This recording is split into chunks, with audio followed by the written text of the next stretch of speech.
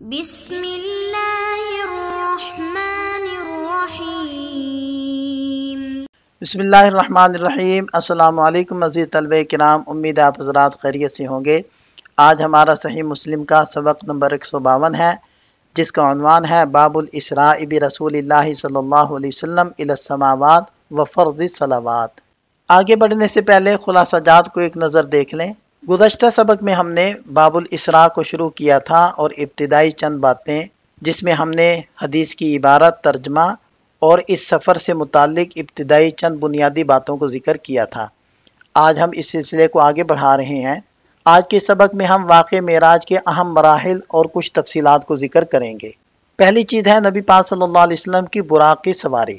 آپ صلی اللہ علیہ وسلم کو حضرت جبریل اور حضرت میکائیل علیہ السلام کے ہمراہ براق پر سوار کیا گیا۔ براق کی تعریف کیا ہے؟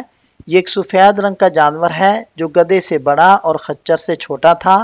اس کا نام برق، بجلی یا بریق یعنی چمک سے ماخوذ ہے، کیونکہ یہ انتہائی تیز رفتار تھا۔ اس کا قدم وہاں پڑتا تھا جہاں اس کی نظر کی حد ختم ہوتی تھی۔ اس کے بعد ہے براق کا باندھنا۔ بیت المقدس پہنچ کر حضور نبی کریم صلی اللہ علیہ وسلم نے براق کو مسجد کے دروازے کے اس حلقے سے باندھا جہاں انبیاء کرام علیہم الصلوات و تسلیمات اپنی سواریوں کو باندھا کرتے تھے۔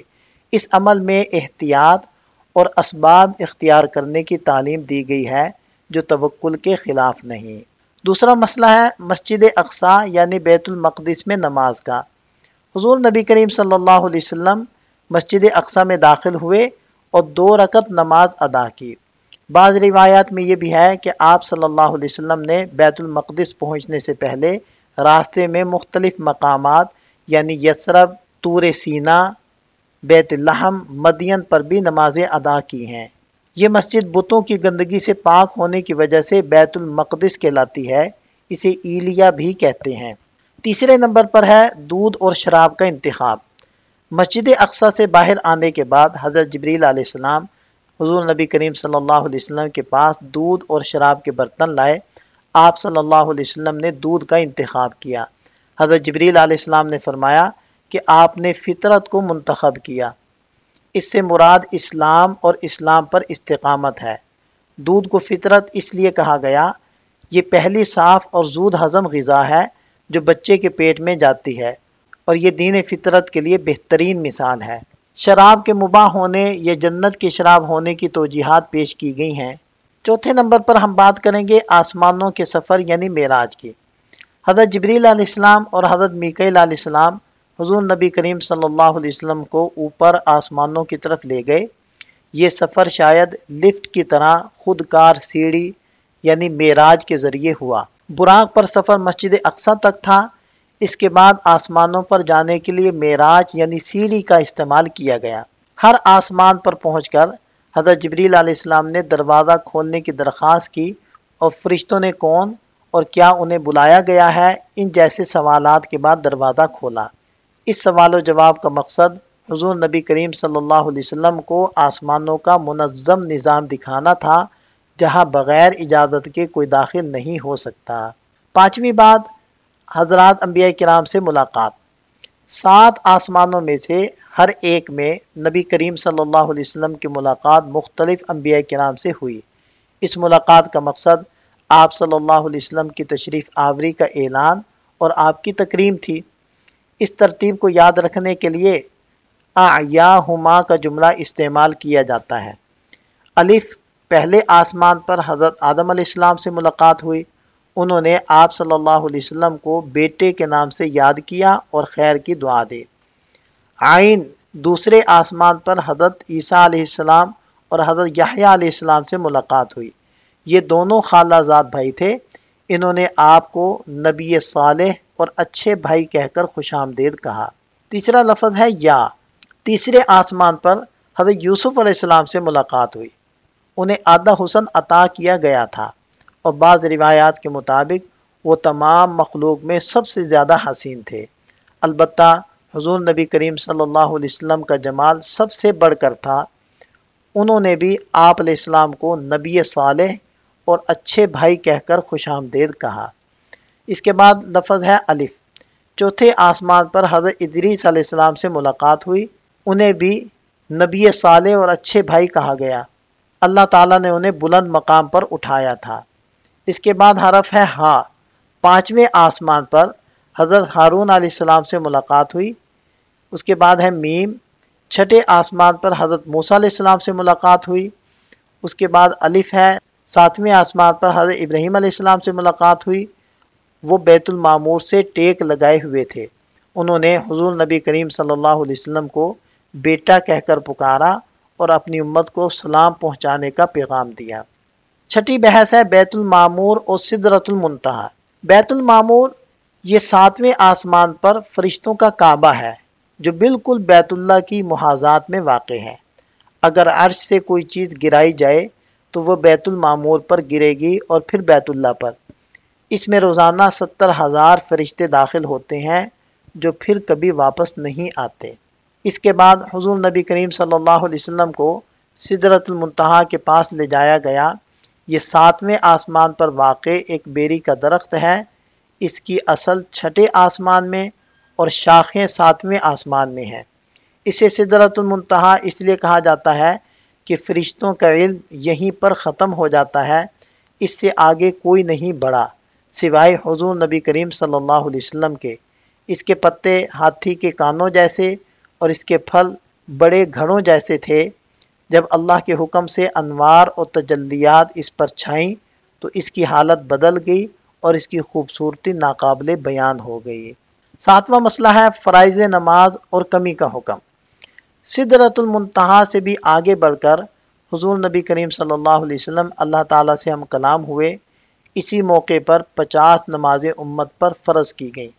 واپسی پر چھٹے آسمان پر حضرت موسیٰ علیہ السلام نے آپ کو روک کر امت کی کمزوری کا حوالہ دیتے ہوئے نمازوں میں کمی کا مشورہ دیا۔ حضرت موسیٰ علیہ السلام نے اپنی امت کا تجربہ پیش کیا کہ وہ کم نمازوں پر بھی قائم نہ رہ سکی۔ حضور نبی کریم صلی اللہ علیہ وسلم بار بار اللہ تعالیٰ کے پاس واپس گئے اور ہر بار 5 نمازوں کی تخفیف کرائی گئی۔ یہ سلسلہ اس وقت تک جاری رہا جب تک کہ نمازیں 5 رہ گئیں۔ اللہ تعالیٰ نے فرمایا کہ یہ 5 نمازیں ہیں مگر ثواب کے اعتبار سے 50 نمازوں کے برابر ہیں۔ یہ بھی وعدہ فرمایا کہ جو نیکی کا ارادہ کرے گا اسے نیکی کا ثواب ملے گا اور جو برائی کا ارادہ کرے گا اسے سزا نہیں ملے گی جب تک کہ وہ اسے کر نہ لے۔ یہاں تک حدیث پاک کی ضروری تشریح مکمل ہو جاتی ہے۔ حضرت صدیق اکبر رضی اللہ عنہ نے مشرکین کے سوال کے جواب میں حکمت والا جواب دیا کہ جب ہم حضور نبی کریم صلی اللہ علیہ وسلم کے لیے اس سے بھی زیادہ عجیب بات یعنی آسمانی فرشتوں کا آپ کے پاس آنا اور اللہ کا کلام نازل ہونا اس کو تسلیم کرتے ہیں تو آپ کا آسمانوں پر جانا کیوں تعجب خیز ہو سکتا ہے۔ حدیث پاک کی ہم نے مکمل تشریح آپ حضرات کے سامنے رکھ دی ہے اور مختصر اعتراضات اور ان کے جوابات بھی آپ لوگوں کے سامنے رکھ دیے ہیں۔ یہ ساری تشریح ہم نے جن جن کتابوں سے اخذ کی ہے ان تمام کتابوں کے حوالہ جات آپ حضرات کے سامنے ہیں۔ یہ وہ کتابیں ہیں، یہ وہ ماخذ ہیں جہاں سے ہم نے یہ ساری تشریح اخذ کی ہے اور آپ حضرات کے سامنے رکھی ہے۔ یہ حدیث متفق علیہ ہے اور دیگر ائمہ حدیث نے بھی اس حدیث کو اپنی اپنی کتابوں کے اندر ذکر کیا ہے جس کی تفصیلات یہاں موجود ہیں۔ اس عبارت کے اندر واقع معراج کے چند فوائد کو ذکر کیا گیا ہے۔ سب سے پہلے نبی پاک صلی اللہ علیہ وسلم کے آسمانوں کی طرف سفر اور وہاں نمازوں کی فرضیت کا ذکر ہے۔ دوسرا فائدہ یہ ہے کہ اللہ تعالیٰ نے اپنے محبوب صلی اللہ علیہ وسلم کو براہ راست بغیر کسی واسطے کے شرف کلام بخشا۔ تیسرے نقطے میں وضاحت کی گئی ہے کہ آپ علیہ السلام کی معراج جسم و روح کے ساتھ بیداری کی حالت میں تھی نہ کہ خواب میں۔ چوتھے فائدے میں نبی پاک صلی اللہ علیہ وسلم کی فطری ہدایت کی طرف اشارہ ہے جس کا مظہر دودھ کو شراب پر ترجیح دینا ہے۔ پانچواں فائدہ شراب کی خباثت اور اس کے فساد انگیز اثرات کو واضح کرتا ہے جس سے معلوم ہوتا ہے کہ شراب تمام برائیوں کی جڑ ہے۔ اس حدیث میں براق کی حقیقت اور اس کی اعلیٰ صفات کا ذکر بھی کیا گیا ہے جو نبی پاک صلی اللہ علیہ وسلم کی سواری تھی۔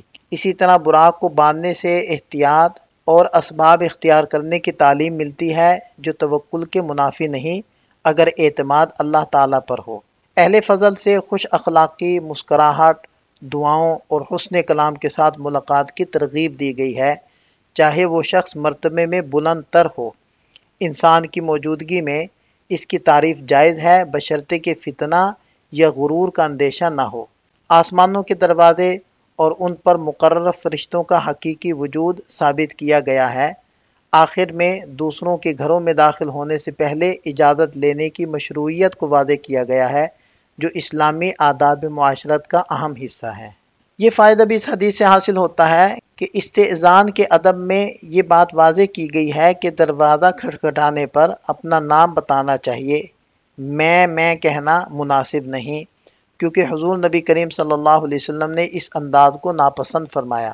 اور یہ نقطہ بھی ہے کہ کسی کو گھر میں داخل ہونے کی اجازت صرف اس وقت دی جائے جب صاحب خانہ کی طرف سے واضح اجازت ہو، چاہے آنے والا قریبی دوست ہی کیوں نہ ہو۔ یہ فائدہ بھی سے حاصل ہوا کہ فرشتوں کے علم غیب کی محدودیت کو اس میں بیان کیا گیا ہے کہ وہ صرف وہی کچھ جانتے ہیں جو اللہ تعالیٰ انہیں بتلاتے ہیں۔ اسی طرح انبیاء کرام کی عزت و رفعت کا ذکر ہے، جنہیں اللہ تعالیٰ نے آسمانوں کی بلندیوں تک پہنچا کر سرفراز فرمایا۔ اسی طرح اس حدیث میں حضرات انبیاء کرام علیہم الصلوات و تسلیمات کے درجات میں تفاوت کو واضح کیا گیا ہے، جیسا کہ قرآن میں مذکور ہے تِلْكَ الرُّسُلُ فَضَّلْنَا بَعْضَهُمْ عَلَى بَعْضٍ مِّنْهُمْ مَنْ كَلَّمَ اللَّهُ وَرَفَعَ بَعْضَهُمْ دَرَجَاتٍ۔ تو اس آیت مبارکہ میں بھی حضرات انبیاء کرام کے درجات کے درمیان تفاوت کو بیان کیا گیا ہے۔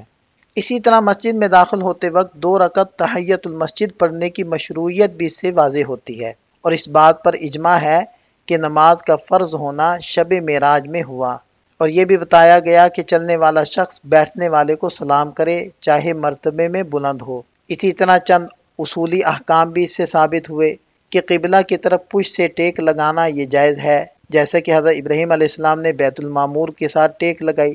ایسے ہی اللہ تعالیٰ سے کثرت دعا اور شفاعت طلب کرنا مستحب ہے، جیسے کہ حضور نبی کریم صلی اللہ علیہ وسلم نے حضرت موسیٰ علیہ السلام کے مشورے پر عمل کیا، اور حیا کی فضیلت اور محتاجی کی حالت میں نرمی اختیار کرنے کی ترغیب دی گئی ہے۔ اسی طرح اس واقعے میں نماز کی تخفیف کے اہم پہلو سامنے آتے ہیں کہ سب سے پہلے حضرت موسیٰ علیہ السلام کی امت محمدیہ پر شفقت کو اجاگر کیا گیا ہے، جنہوں نے حضور نبی کریم صلی اللہ علیہ وسلم کو نمازوں کی تعداد کم کروانے کا مشورہ دیا۔ یہ بھی نقطہ ہے کہ اللہ تعالیٰ کے فضل کا بیان ہے کہ اس نے نمازوں کو 5 کر دیا مگر اجر 50 نمازوں کے برابر رکھا۔ یہ اس امت پر عظیم احسان ہے۔ اور یہ نقطہ بھی اس میں بیان ہوا کہ نبی پاک صلی اللہ علیہ وسلم کی امت کے لیے محبت، شفقت اور فکر کو یہاں واضح کیا گیا ہے کہ آپ علیہ السلام نے بار بار اللہ سے تخفیف کی درخواست کی تاکہ امت پر بوجھ نہ ہو۔ یہاں اس حدیث سے حاصل ہونے والے چند فوائد کو ذکر کیا جا رہا ہے۔ یہاں بھی چند فوائد کو بیان کیا گیا ہے۔ یہاں ہمارا سبق مکمل ہو جاتا ہے۔ ایک نظر خلاصے کو دیکھ لیں۔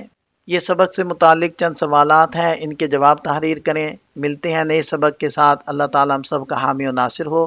دعاؤں میں یاد رکھیے گا۔ السلام علیکم۔